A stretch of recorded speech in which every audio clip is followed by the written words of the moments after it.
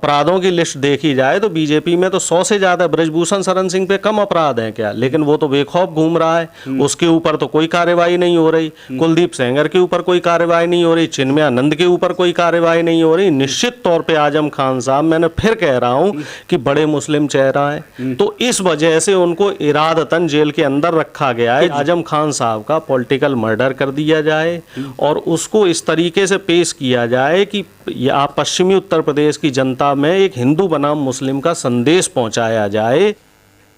नमस्कार, आप देख रहे हैं लाइव टीवी इंडिया और मैं आपके साथ जुनैद अंसारी। बातचीत करेंगे उत्तर प्रदेश की। इस समय सियासत गर्म है। आजम खान जब जेल में गए, फिर उनको जेल जैसा शिफ्ट किया गया सीतापुर, अब्दुल्ला आजम को, उनके बेटों को हरदोई और उनके वाइफ को रामपुर में रहने दिया। तो उस टाइम जो आजम खान ने बोला कि मेरा एनकाउंटर हो सकता है, इसको लेकर बहुत चर्चा है। तो डॉक्टर उमेश यादव हमारे साथ इनसे बातचीत करेंगे। डॉक्टर साहब, ये बयान कैसे देखते हैं कि आजम खान ने कह रहे हैं कि मेरा इनकाउंटर भी हो सकता है?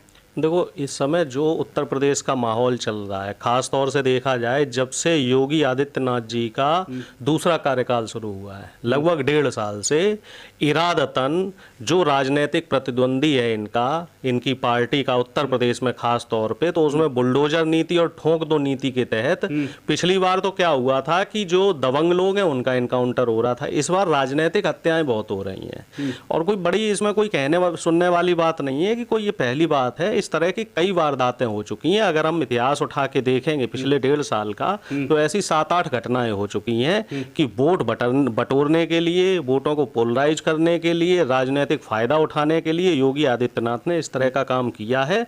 तो आजम खान साहब की जो संशय है, जो उनको लग रहा है कि ऐसा हो सकता है, तो इसमें कोई बड़ी बात नहीं है कि आजम खान साहब को ये लोग किसी भी हद तक ये लोग गिर सकते हैं। अब आप लोगों ने पूरा चीज़ों को बारीकी से कवर भी कर रहे हैं और आप लोग वहाँ उस यूनिवर्सिटी में भी जाके देखे हैं आपने कि आजम खान साहब ने वहाँ क्षेत्र के लिए कितना बढ़िया काम किया है। वहाँ जो गरीब लोग हैं उनके लिए पढ़ने की कितनी अच्छी व्यवस्था की है। लेकिन बीजेपी के लोग यही नहीं चाहते हैं कि जो गरीब आदमी है, चाहे वो माइनॉरिटी का हो, चाहे दलित हो, चाहे वो पिछड़ा हो, वो मुख्य धारा में आए। और आजम खान साहब जैसे जो नेता हैं, ये हमेशा गरीब के और जो शोषित वंचित समाज है इनके हक हकूक के लिए लड़ते रहे। उनका लंबा कैरियर है। आजम खान साहब ने तो मुझे ऐसा लगता है कि रामपुर और आसपास के क्षेत्र में, खास तौर से पश्चिमी उत्तर प्रदेश की बात की जाए, तो वहां उन्होंने मुख्य धारा में लाने के लिए, चाहे वो अल्पसंख्यक समुदाय हो या फिर दलित और पिछड़ा समुदाय हो, इनके लिए बहुत मेहनत करी है और उनकी एक अच्छी छवि है, क्योंकि वो रामपुर से हमेशा जीतते आए, चाहे वो विधायकी की सीट हो, सांसदी की सीट हो, जब वो प्रत्याशी रहे हमेशा जीते।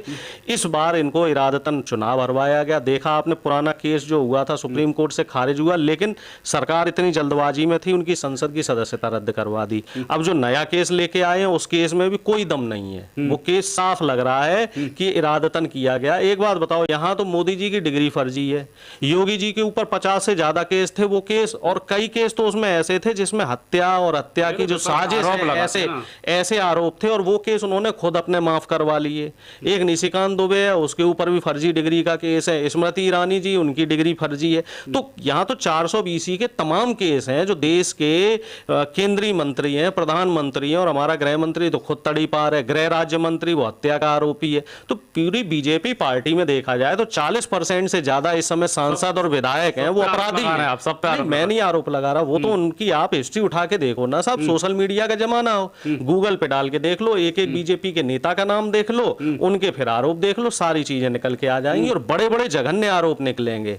तो ये तो खैर बहुत छोटी चीज है और आजम खान जैसे जो नेता हैं वो इस तरह की मुझे नहीं लगता है हरकतें करेंगे और ये उनका पॉलिटिकल मर्डर करने की कोशिश की। अखिलेश यादव, शिवपाल यादव, चाहे डॉक्टर रामगोपाल यादव कह रहे हैं कि मुसलमान होने की सजा मिली है, लेकिन सिर्फ कह देने से क्या पार्टी के इतने बड़े नेता से हाथ पीछे खींच रहे हैं क्या? ऐसा आरोप लगातार लगता है। देखो साहब, इस मामले में तो मैं ज़्यादा कुछ नहीं कहूँगा क्योंकि ये उनका अपना पार्टी का अंदरूनी मामला है। लेकिन इस बात में कोई शक नहीं है कि आजम खान साहब एक ऐसे समुदाय को रिप्रेजेंट करते हैं और उस समुदाय के निसंदेह आज की डेट में सबसे बड़े नेता हैं। जो उनका कद है, क्योंकि उत्तर प्रदेश ऐसी धरती है जो देश की राजनीति को तय करता है। कहते हैं कि ये प्रधानमंत्री बनने का जो रास्ता है वो उत्तर प्रदेश से निकलता है और ख़ास तौर से जो पश्चिमी उत्तर प्रदेश वाली बेल्ट है, यहाँ पे जो मुस्लिम आबादी है, ये मुझे ऐसा लग रहा है 25 से 30% मुस्लिम आबादी है, तो ये वोट बहुत मायने रखता है। और बीजेपी इसी वजह से इस वोट को पोलराइज करना चाहती है। बीजेपी चाहती है कि हिंदू बनाम मुस्लिम हो जाए, जैसे 2014 में हुआ, जैसे 2019 में हुआ। तो उनकी जो साजिश है वो यही है कि आजम खान साहब का पॉलिटिकल मर्डर कर दिया जाए और उसको इस तरीके से पेश किया जाए कि या पश्चिमी उत्तर प्रदेश की जनता में एक हिंदू बनाम मुस्लिम का संदेश पहुंचाया जाए। उससे क्या होगा, इन्हें 2024 में लाभ मिलेगा। लेकिन मैं एक चीज ये मानता हूं कि अब जनता जागरूक हो गई है। अब इतना आसान नहीं है कि आप इस तरह की जो राजनीतिक रोटियां और काठ की हांडी जो बार बार सेंक रहे हैं, जो बार बार उस पर खाना बनाने की कोशिश कर रहे हैं, अपनी राजनीति सेंकने की कोशिश कर रहे हैं, तो मुझे नहीं लगता कि अब इतना आसान है। क्योंकि अब आजम खान साहब का मुझे ऐसा लग रहा है जो समर्थन में यहाँ का काफ़ी आवाम है और हर जाति के लोग अब इनके लिए आवाज़ उठा रहे हैं। हाँ, दूसरी बात ज़रूर है कि समाजवादी पार्टी के जो आला कमान के लोग हैं उनको थोड़ा सा मुखर होके कुछ आंदोलन या मूवमेंट करना चाहिए।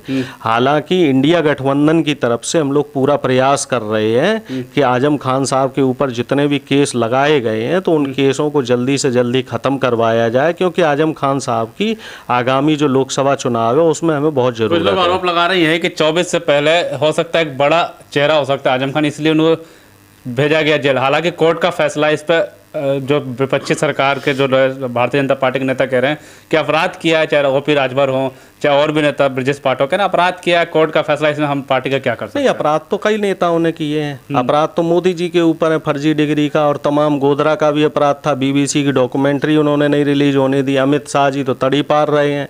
जो गृह राज्य मंत्री अजय मिश्रा टैनी, उनके ऊपर अपराध हैं।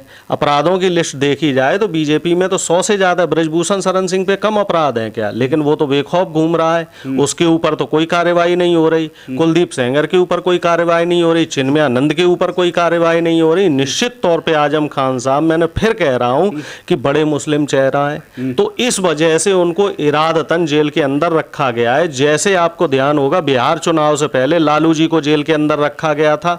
अगर लालू जी उस समय जेल के बाहर होते तो बिहार की दशा दिशा कुछ और होती। इसी वजह से चूंकि उत्तर प्रदेश की में 80 सीटें आती हैं और आजम खान साहब बाहर रहे तो वो चुनाव पलट देंगे। इसी वजह से बीजेपी ने डर की वजह से इनको जो है जेल के भीतर कर दिया है। इसके अलावा मुझे कोई बहुत ज्यादा वजह नहीं समझ आ रही है कि इससे पहले भी जेल में रहे, सब लोग एक साथ रहे, आज तीनों को अलग अलग जेल भेजने के एक षड्यंत्र है। अलग अलग भेजने के पीछे षड्यंत्र है, अलग रख भेजने के पीछे इनका मुझे लग रहा है मोटिव कुछ अलग है। ये लोग ये चाहते हैं कि कोई साजिश की जा सके, इसी वजह से मुझे लग रहा है कि उनको अलग रखा गया है। हालांकि इस पे विपक्ष के जो नेता हैं उनको कड़ी नज़र रखनी चाहिए और जो उनके समर्थक हैं आजम खान साहब के, उनको भी पैनी नज़र रखने की ज़रूरत है।